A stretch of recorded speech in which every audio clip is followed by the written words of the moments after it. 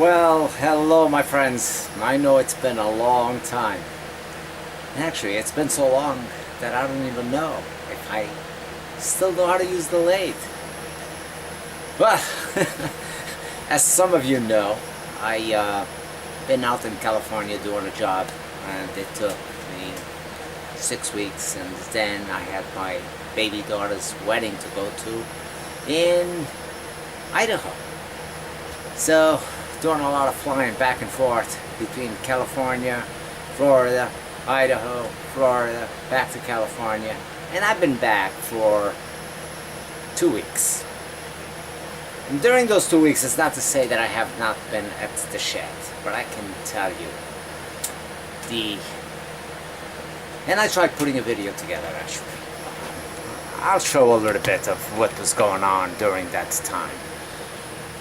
But, as you know, I had picked up some cherry that I was all excited about. And it has been nothing but a disappointment. It has been a disappointment on turning the vase with all checked. It's been a disappointment trying to do a couple of bowls like what I'm showing over here, the droop over bowls. The design was there, everything was there, but the wood is all funky in the middle. So, and not only that, and just a matter of turning it, and very shortly after, I get lots of checking. I get lots of checking on this wood. I know that it wasn't finished, but this, in a center, believe it or not, all this dark color wood is all very punky and was just almost unbelievable on how it was to cut. But anyway, while turning this one, I was having some difficulty achieving some clean cuts because of that, and I decided to give up on it. I had done a vase before, started it up, and I came back the following day and it was completely checked all over the place. So this, what was said to be cherry, I don't think it's cherry, but either way. I've got a piece of cherry here, supposed to be cherry, and it's mounted between centers on my spur drive and live center on this side. So the first thing I'm going to do is I'm going to true this up, make a tenon on this side so I can reverse it and do most of the work from the back side, upside down, from the foot area and underneath, and then flip it one more time and come up and hollow up this ball shape that gets started while doing that style of a turning.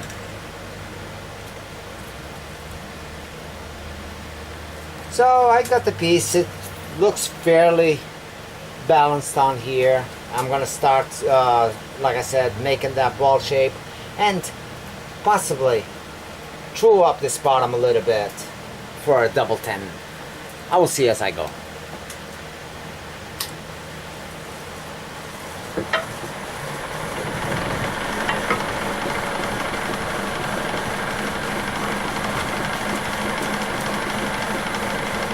Lathe is running at 750 RPMs.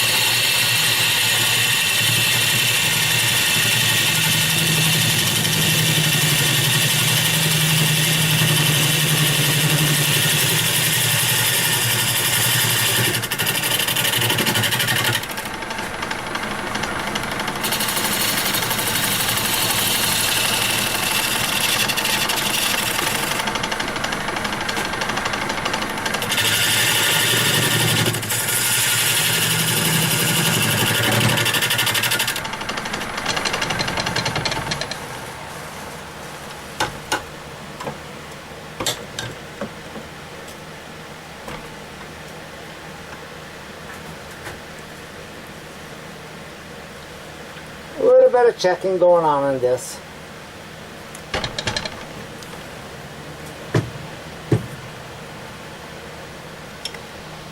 Now, one thing that I don't want to do while doing this,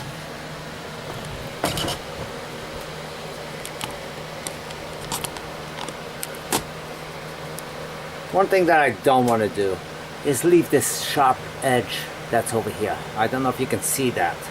I need to be able to feather this bark area straight down, pretty much like I got this side.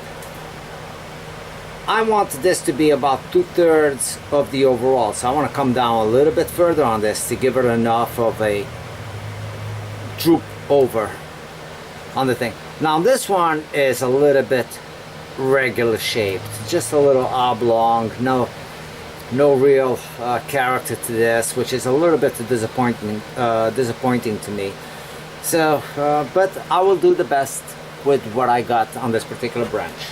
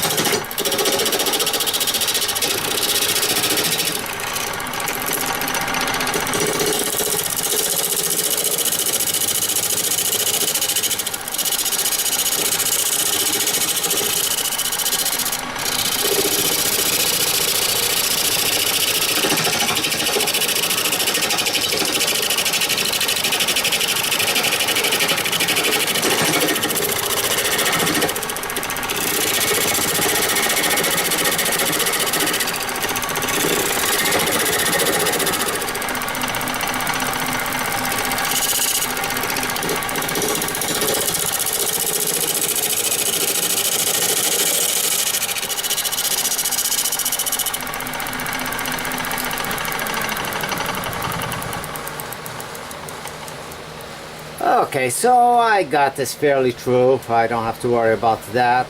I got a tenon over here. The shape is going to be somewhat okay. It's going to have two longer edges, this side and this side, and two fairly up. And from underneath, I basically want to come up to this edge more or less. So it's going to make a fairly small box per se, a droop of a box.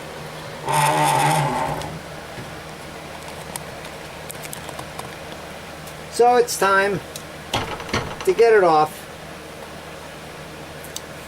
from between centers.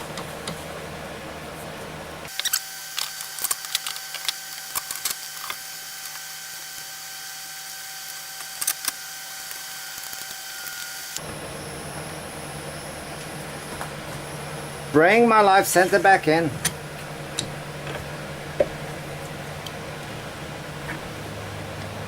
And start working the overall shape over here. Start working on the foot and start undermining it, going up over here.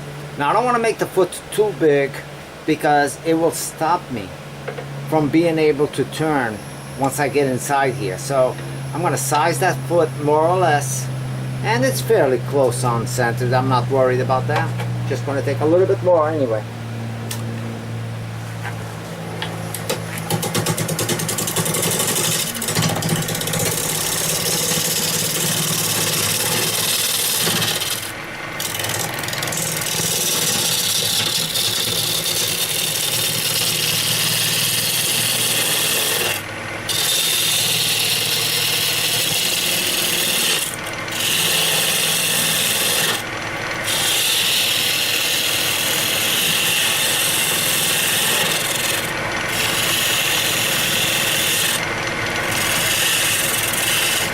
And I have to make a tenon on this back side to be able to reverse this.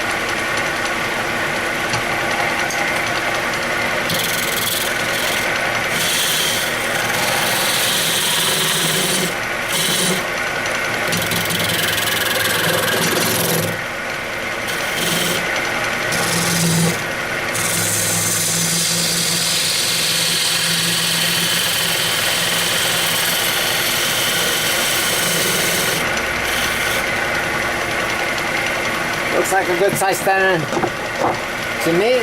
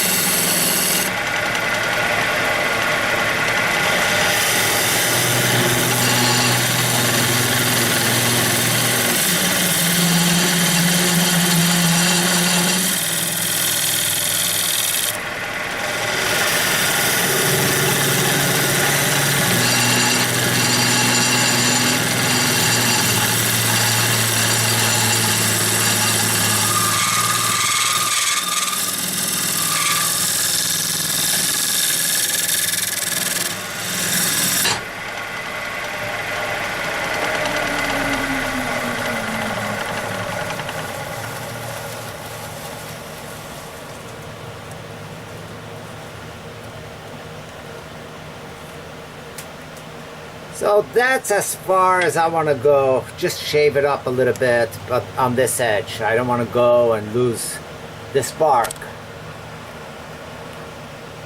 So that pretty much establishes it. So I want to just keep taking it out from here, so I end up with this following up.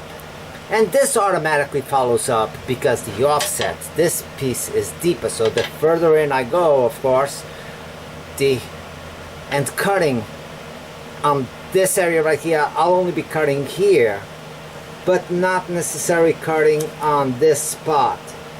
I'm already past that. So automatically the contour of the wood establishes this, as long as I don't keep cutting from out here, which is where I don't want to touch.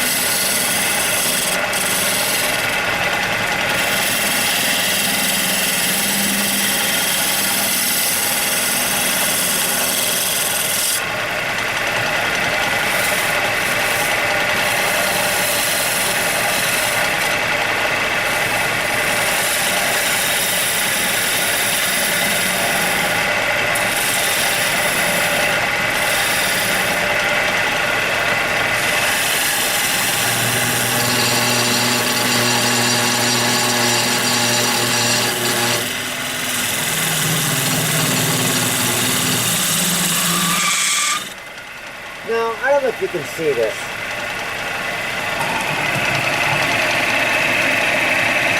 But I want you to look at what's happening with my tool. If I go in here and I'm doing a push cut, very likely, as I'm coming in close to these wings, okay, close to the outside wings, I'm rotating my tool. You can't see that.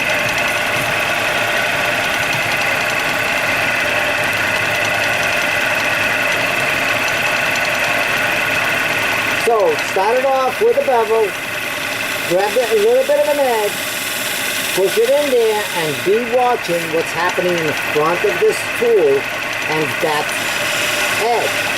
And as I'm going this way, I'm rotating my tool this way. So, by the time I get there, I am basically scraping or shear cutting with the edge of my tool.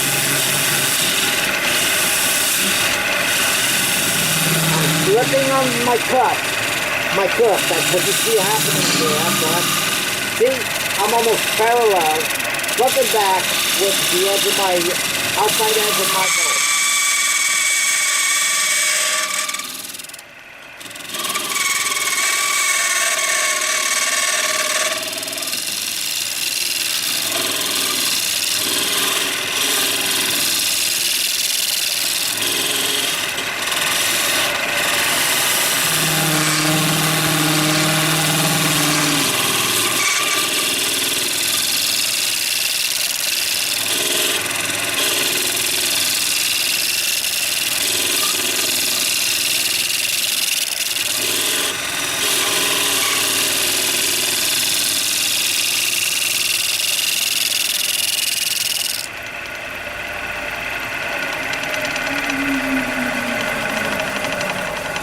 So for the bottom part of it, I can go in here, start off with a bevel, turn it, and maintain going in as long as I'm watching what's happening with the back of this so I don't hit the edge of the piece.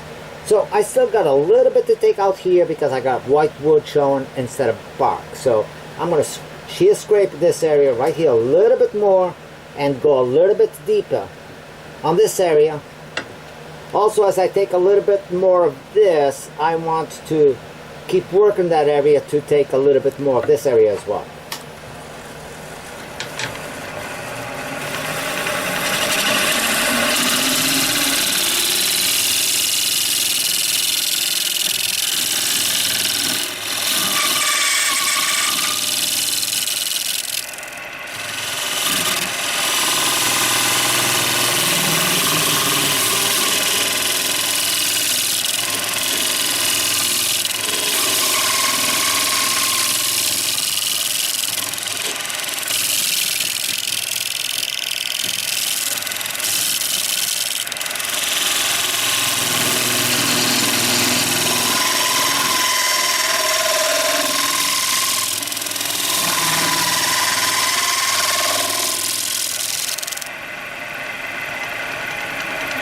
That should be pretty close to give me pretty much the same edging.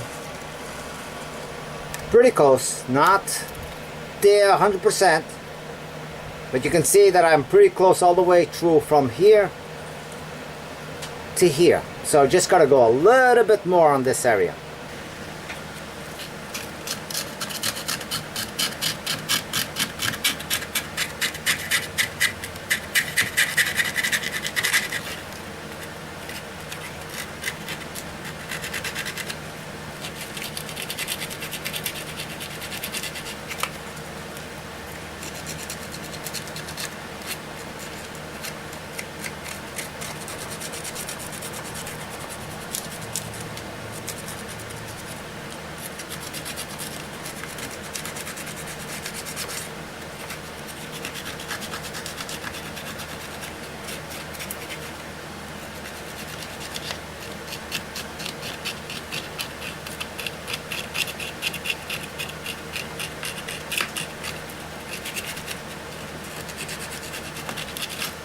But before I do all of this, I'm kind of killing time while that glue is drying up. I want to still take off a little bit more through here. I'm pretty close to where I need to be, but I need to take it off, and that will jagger up, make it a little bit more jagged through that area, which I want to be a little bit more jagged than this. I don't want to end up with a round piece like that.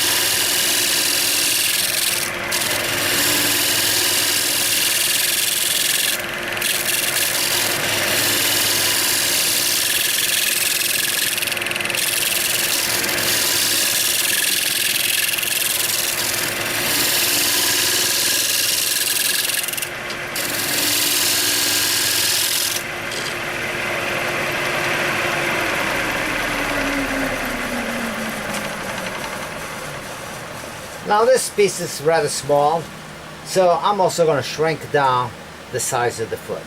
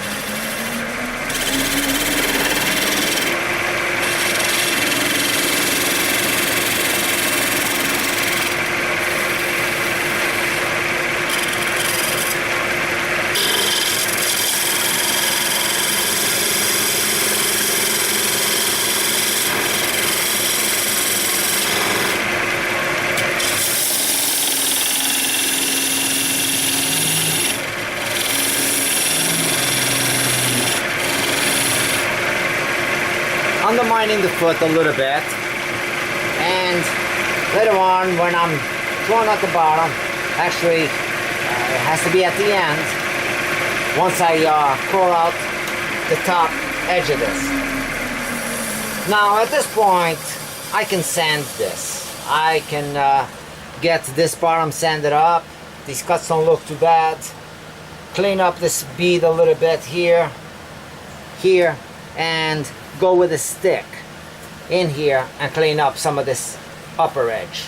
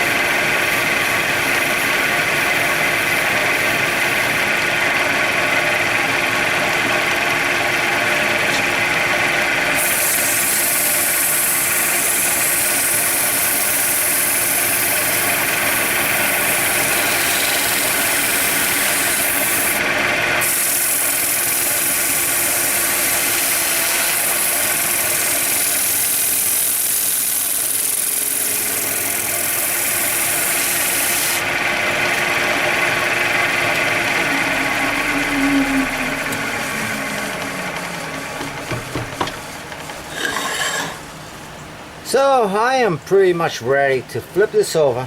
Got some nice coloration on this. I'm gonna take off a little bit on here. I don't want this to bottom out on my foot.